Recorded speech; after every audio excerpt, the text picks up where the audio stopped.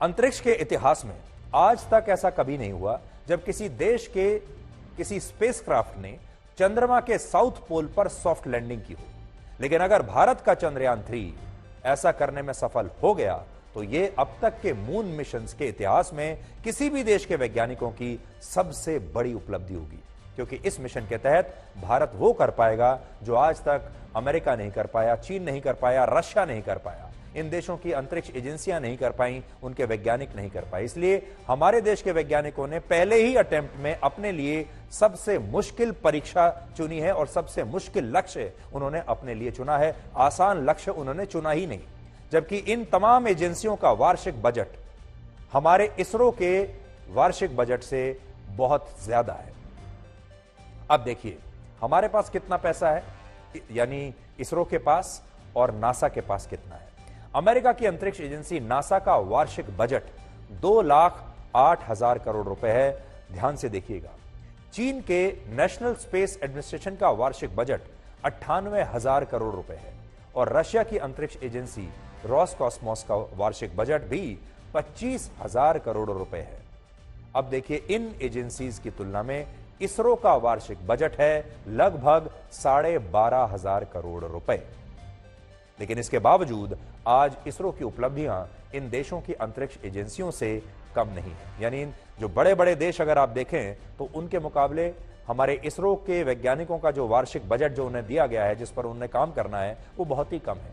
12,500 करोड़ रुपए इसरो का वार्षिक बजट है और अमेरिका का देख लीजिए आप 2,08,000 करोड़। हमारी सबसे बड़ी उपलब्धि तो यही है कि चंद्रयान 3 का बजट हॉलीवुड की कई फिल्मों के बजट से भी आधा है। उदाहरण के लिए 2013 में मशहूर फिल्म आई थी हॉलीवुड की जिसका नाम था ग्रेविटी। उसका बजट था 828 करोड़, जबकि चंद्रयान 3 मिशन का कुल खर्च था 615 करोड़। जबकि ग्रेविटी नाम की यह फिल्म अंतरिक्ष में खोज पर, अनुसंधान पर ही आधारित एक साइंस फिक्शन फिल्म थी। इसी तरह 2014 में आई फिल्म इंटरस्टेलर का बजट 1,366 करोड़ रुपए था और पिछले साल आई फिल्म अवतार द वे ऑफ वाटर का बजट 2,900 करोड़ रुपए था। लेकिन चंद्रयान 3 का बजट है सिर्फ 615 करोड़ रुपए। कहने का मतलब यह है कि हॉलीवुड जितने बजट में एक बड़ी फिल्म नहीं बना पाता, उससे भी कम बजट में इसरो ने चंद्रयान 3 मिशन को लॉन्च कर दिया और यह मिशन बाकी देशों के लैंडर मिशन से भी काफी सस्ता है, काफी किफायती है। रशिया के लूना 25 मिशन का बजट है 1,650 करोड़ रुपए। वो लूना 25 जो अभी 2 दिन पहले क्रैश हो गया, उसका बजट था 1,615 करोड़ रुपए। 26 अगस्त को लॉन्च होने वाला जापान का जो मून मिशन है, जो 26 अगस्त को अब लॉन्च होगा, उसका बजट है 1,025 करोड़ रुपए।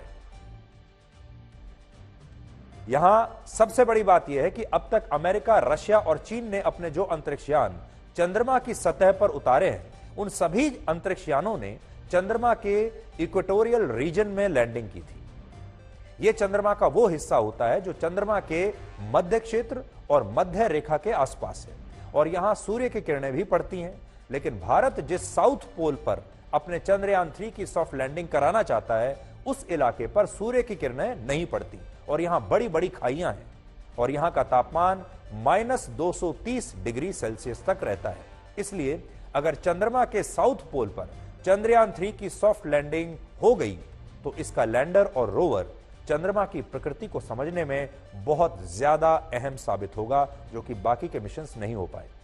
इस मिशन के दौरान चंद्रयान 3 का रोवर चंद्रमा की सतह पर रासायनिक तत्वों, मिट्टी और पानी के कणों जैसे प्राकृतिक संसाधनों का अध्ययन करेगा और फिर अध्ययन करने के बाद अपने ऑर्बिटर से इसरो को यह जानकारी वहां से भेजेगा। इसके अलावा इस मिशन का लक्ष्य है चंद्रमा पर आइस मॉलिक्यूल्स का अध्ययन करना और यह समझना कि क्या भविष्य में चंद्रमा की सतह से दूसरे ग्रहों का अध्ययन हो सकता है। इसरो का कहना है कि चंद्रयान 3 के लैंडर और रोवर चंद्रमा पर एक दिन ही काम कर पाएंगे और चंद्रमा पर एक दिन पृथ्वी के लगभग 14 दिन के बराबर होता है, यानी हमारे और आपके 14 दिन के बराबर ये काम करेंगे। इस लैंडिंग को लेकर इसरो के पूर्व वैज्ञानिक और एक्सपर्ट्स क्या कहते हैं, वो भी आज आपको सुनना चाहिए। आपको जानकारी मिलेगी और आप कल इस लैंडिंग को देखने के लिए और ज्यादा इससे तैयार हो पाएंगे। It is extremely crucial. There are many things happening during that time, which are, each one of them is challenging. For example, this will be going round at a speed of 6,000 kilometers per hour. Okay, and from there, by using the boosters, it has got these engines. As you can see, it will be actually moving like this, and when these engines are fired, they will push it in the opposite direction, and the speed will reduce. Okay, from something like 6,000 kilometers per hour to something like 1,300 kilometers, it will be reduced. What they do is, this is done about 750 kilometers away from the intended site. So this will happen for about 10 minutes, and it will travel a distance of about 700 odd kilometers. Post that, okay, it takes a small break, then it finds out if it is there at the right place for about 10 seconds. उन्होंने दो priorities रखी है। तो जो पहली priority की landing location है, वहां पर कल उस वक्त जब हम लैंड करना चाह रहे हैं, तब वहां पर सूरज की पहली रोशनी आएगी, मतलब सूरज वहां पर उग रहा होगा, सनराइज हो रहा होगा। जो हमारी दूसरी लैंडिंग लोकेशन है, अगर कल कुछ गड़बड़ होती है, हम लैंड नहीं कर पाते हैं और इसरो डिसाइड करता है कि ठीक है, let's not take a chance, और हम हमारी दूसरी लैंडिंग लोकेशन पे जाते हैं, तो वहां पर 27 तारीख को सूरज जो है सनराइज होगा। तो हम जब भी लैंड करेंगे वो टाइम होगा जब सनराइज हो रहा हो, क्योंकि लिमिटेशन ये है कि सूरज वहां पर 14 दिन तक दिखेगा। वो 14 दिन ही हमें पावर जनरेशन में काम आएंगे, उन्हीं 14 दिनों तक हमारा मिशन जो है वो एक्टिव रहेगा। इसरो के वैज्ञानिक और स्पेस एप्लीकेशन सेंटर के डायरेक्टर नीलेश एम देसाई ने यह कहा है कि अगर चंद्रयान 3 चंद्रमा पर लैंडिंग के लिए उपयुक्त स्थान का चयन मान लीजिए कल नहीं कर पाया, तो फिर कल होने वाली इस लैंडिंग को टाल दिया जाएगा और इसके बाद चंद्रयान 3 27 अगस्त को चंद्रमा पर लैंडिंग का फिर से प्रयास करेगा। और इस स्थिति में नया जो लैंडिंग साइट होगा वो मौजूदा लैंडिंग साइट से कम 400 किलोमीटर दूर हो सकता है। हम 23 अगस्त को उतरने का प्रयास कर रहे हैं। 23 को अगर परिस्थिति ठीक नहीं हुई और हमको लगा कि 23 पे उतरना ठीक नहीं रहेगा, तो 27 अगस्त को प्रयास करेंगे, 4 दिन बाद। तो 27 अगस्त को अगर हम उतराण करते हैं तो लगभग मेन साइट से लगभग 400 किलोमीटर दूर होगी जो दूसरी साइट है।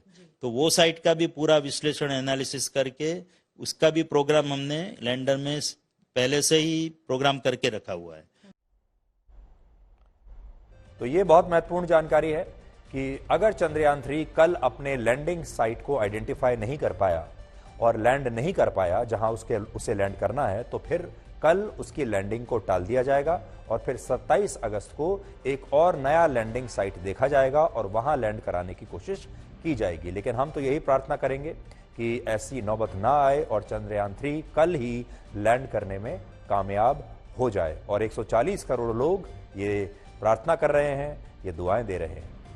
जब देश के ज्यादातर लोग चंद्रयान 3 की लैंडिंग को लेकर इतने उत्साहित हैं, 140 करोड़ लोग इसके लिए प्रार्थना कर रहे हैं, तब हमारे ही देश का एक वर्ग ऐसा भी है जो भारत के इस मिशन का अभी भी मजाक उड़ा रहा है, इस पर व्यंग कर रहा है। आपको याद होगा पिछली बार जब चंद्रयान 2 फेल हुआ था, उस वक्त भी बहुत सारे लोगों ने मन ही मन तालियां बजाई थी।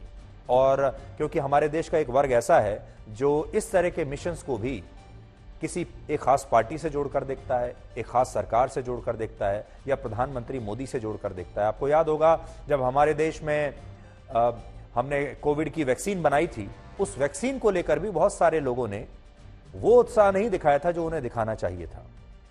इस बार भी ऐसा हो रहा है।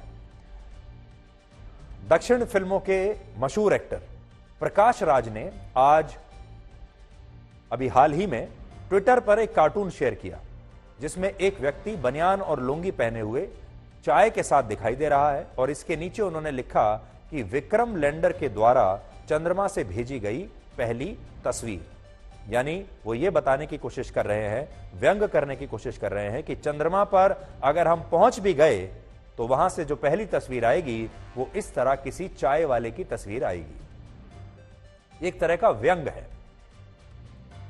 और इस व्यंग पर अब उनके खिलाफ पुलिस में शिकायत दर्ज कर दी गई है, एक एफआईआर भी उनके खिलाफ कर दी गई है। हालांकि अब उन्होंने इसका स्पष्टीकरण दिया है और उन्होंने कहा है कि मैंने एक मजाक किया था, एक व्यंग किया था और अच्छी इंटेंशंस के साथ किया था, लेकिन देश के लोग उसे समझ नहीं पाए, मेरा वो मतलब नहीं था।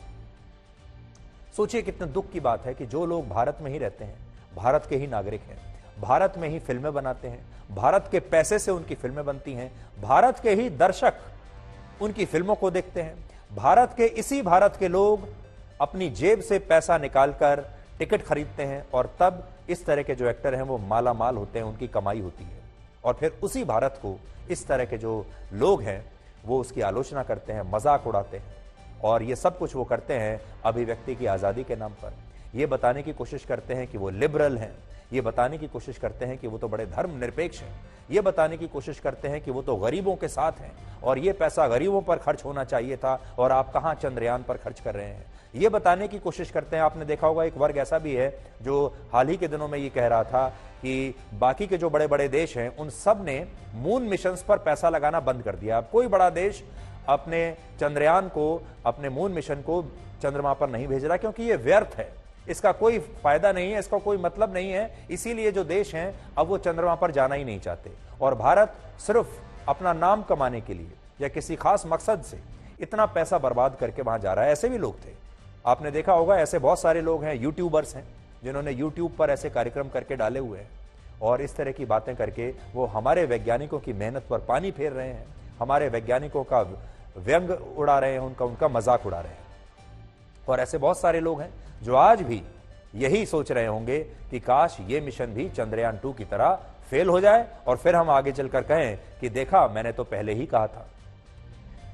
अब सोचिए यह हमारी कितनी बड़ी उपलब्धि है कि पाकिस्तान के नेता भी अब यह कह रहे हैं कि भारत के चंद्रयान से उनके देश को सीखना चाहिए।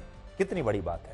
और इन नेताओं में पाकिस्तान के एक पूर्व मंत्री हैं फवाद चौधरी, जिन्होंने कहा है कि यह एक ऐतिहासिक क्षण है और पाकिस्तान के मीडिया को कल चंद्रयान 3 की लैंडिंग का लाइव टेलीकास्ट करना चाहिए। यह बहुत बड़ी बात है कि फवाद चौधरी जैसा एक नेता पाकिस्तान का यह कह रहा है कि पाकिस्तान के टीवी चैनल्स पर भी चंद्रयान 3 की लैंडिंग का लाइव टेलीकास्ट होना चाहिए और पाकिस्तान के लोगों को भी इस उपलब्धि को देखना चाहिए। ये वही फवाद चौधरी हैं जिन्होंने भारत के चंद्रयान 2 के क्रैश होने पर उसका उस जमाने में मजाक उड़ाया था और कहा था कि चांद जब हमें घर बैठे ही नजर आ जाता है तो फिर वहां जाने की जरूरत क्या है। तो फवाद चौधरी ने तो अपनी गलती सुधार ली है। इस बार उन्होंने पाकिस्तान के मीडिया को कहा है कि लाइव टेलीकास्ट होना चाहिए इसका। लेकिन हमारे भी देश में ऐसे बहुत सारे लोग हैं जो वही राय रखते हैं जो फवाद चौधरी की राय है और वो आज भी उनकी राय वही है। ऐसे लोगों को फवाद चौधरी से फिर सीखना चाहिए कि अगर उन्होंने गलती सुधार ली तो फिर हमारे देश का ये जो वर्ग है ये अपनी गलती कब सुधारेगा, ये भूल सुधार कब करेगा।